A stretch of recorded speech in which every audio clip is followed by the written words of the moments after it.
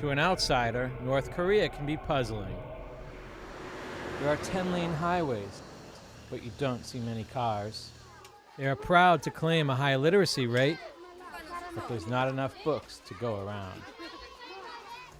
And, surrounded by fields of corn, there's a nursery school, but 4-year-old Cho is so malnourished, he is too weak to stand up. It's a cruel irony to be hungry in the middle of what they call the cereal bowl of North Korea. But most of the population here live in cities, and 4/5 of the country is mountainous and barren. Every kernel of corn and grain of rice grown here is counted on to feed the entire country. Last winter was particularly cold, and the earlier crop of potatoes and barley was poor, so rations have been cut to a few small potatoes a day per person, almost 1/3 of what they were. To make matters worse, recent heavy rains and typhoons have been wreaking havoc, destroying roads and bridges. 64-year-old Zogan has just retired, but now must rebuild his home. He told me that he and his family barely escaped alive when the roof collapsed during a recent storm, and he now sleeps under plastic sheeting draped over some rescued furniture. This field of rice is almost entirely rotted from the rain. Local officials are alarmed. They say in Cheongdong province, almost 60% of the rice crop has been lost. The flooding and cold winter is hitting the most vulnerable the hardest. The number of malnourished children being admitted to the Haeju Pediatric Hospital has increased by 50%. Polluted water has brought on diarrhea and skin disease. But even in the best of times, North Korea struggles to feed itself. These boys at Haeju's orphanage are old enough to be in high school, but they look much younger. It's the knock-on effect of chronic hunger. There is a very high rate of children and also adults who are actually much shorter than you would expect them to be. And why does this happen? Because it's a long story of suffering. These 7-year-olds are staying indoors today. They are too weak to play outside. They will receive an extra meal, but it's not enough. The World Food Program supplies soy to the school, but it's running out. The World Food Program is here in order to do fact-finding missions, in order to be able to reliably tell the international community that their help is, first of all, needed, and second, that it reaches the children that it's meant for. This factory usually produces fortified biscuits for children. WFP supplies the wheat, oil, sugar, vitamins, minerals, and spare parts, but it had to stop production when the wheat ran out. Food is on the way, but it's in a race against time. This ship is carrying more than 11,000 metric tons of wheat from WFP. Some will go to the biscuit factory, so every grain must count. What North Korea can't produce, it must import. And with rising food prices and limited trading partners, it's increasingly dependent on the international community to fill the gap. For Cho and his friends, it makes no difference where the food comes from. What does matter is that the next generation won't be lost to hunger. For Hungry Planet, I'm Jonathan Dumont.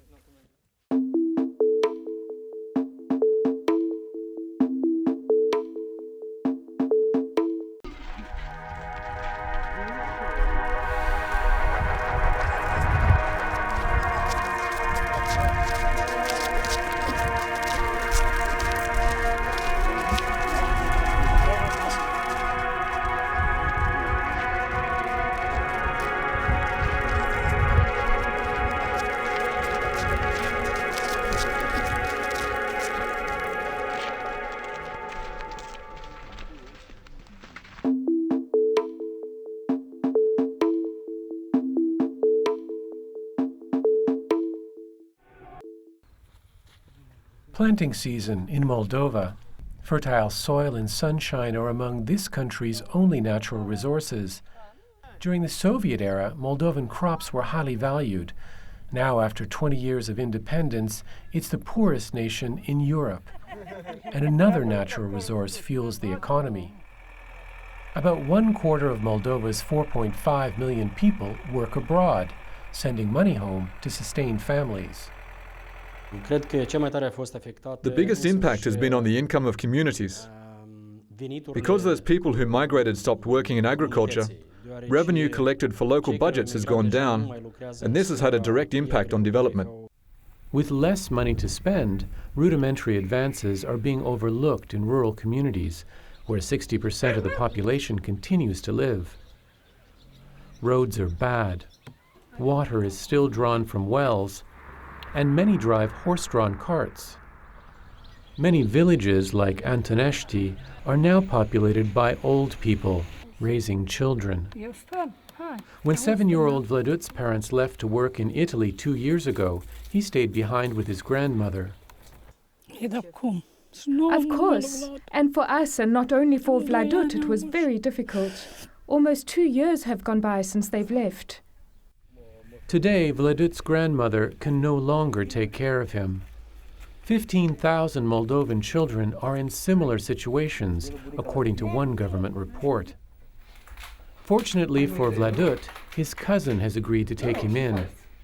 Alexandru understands the pressure migration places on families. He spent more than a decade working abroad.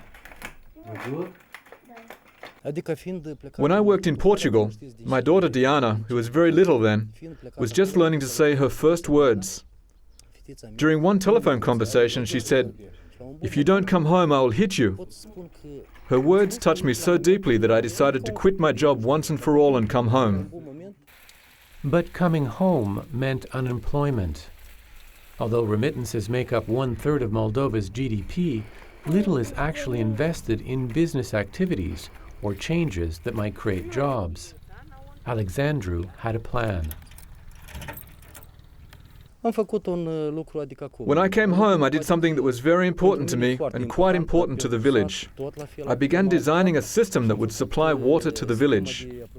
With support from IFAD, a United Nations agency working to finance job creation in rural communities, Alexandru formed a water users association and began building the network of pumps and pipes that would deliver drinking water directly to village homes. Without water, our economy could not be developed. But then, when we installed the water tower with support from IFAD, several small businesses started up, which meant new jobs were created. One of those small businesses is run by Mihai Opre. With a steady supply of water and a small loan from IFAD, he built several greenhouses and now grows tomatoes and cucumbers bound for local markets. Investing in more than 900 new enterprises like this one, IFAD's country program manager, Abdel Karim Sma, says agriculture offers the greatest potential for job creation in Moldova. We believe that our projects have created about 5,000 jobs directly. These are full-time jobs.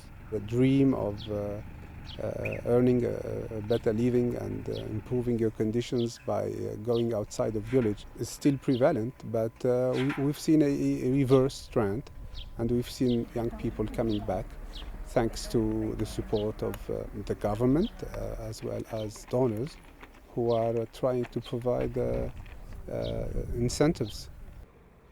The idea that Moldovans living abroad may one day have good reason to return home and be reunited with their families is appealing, particularly for children like Vladut.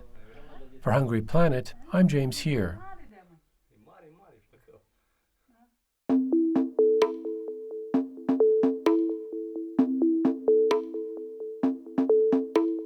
Less than 50 years ago, this land was lush savanna.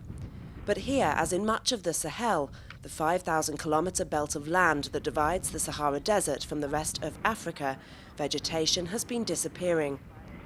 Climate change leading to prolonged periods of drought, land degradation caused by over-farming and over-grazing, as well as deforestation, have turned this once fertile land into desert. But a recent project to plant acacia or gum trees is attempting to reverse that process of desertification. Before the project, the trees that had been here during the time of our ancestors had disappeared. Since we got trees and tolls from the project, it's easier for us to work the land and put food on the table. Fatou Sey is one of 150 women in this village alone benefiting from a project begun in 2004 by the United Nations Food and Agriculture Organization, or FAO, together with the Forestry Department of Senegal and 5 other countries across the region.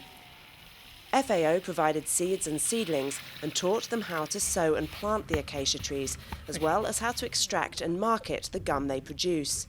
Acacia is a good choice for the project because it is a native tree, so we are not altering biodiversity.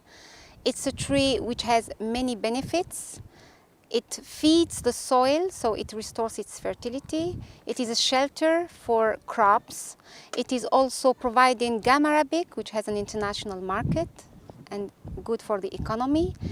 It also provides fodder for livestock and also food for also the local communities. The benefits we have received from the projects are enormous. People from surrounding villages come here to see what we're doing. We are producing hibiscus juice, peanuts, and millet, which we sell at the market.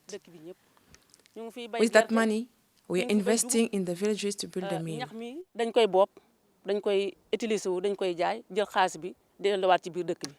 And now that the acacia trees have reached maturity, the women have also begun extracting and selling the gum for processing. Through a middleman, their gum arrives at this processing plant close to Senegal's capital, Dakar, from where the gum is sold to Europe, the US and elsewhere. It's a growing industry because of the demand and because of all different uses in pharmaceutical and food industries, such as in confectionery, dairy products, and soft drinks. There is a very long list of uses.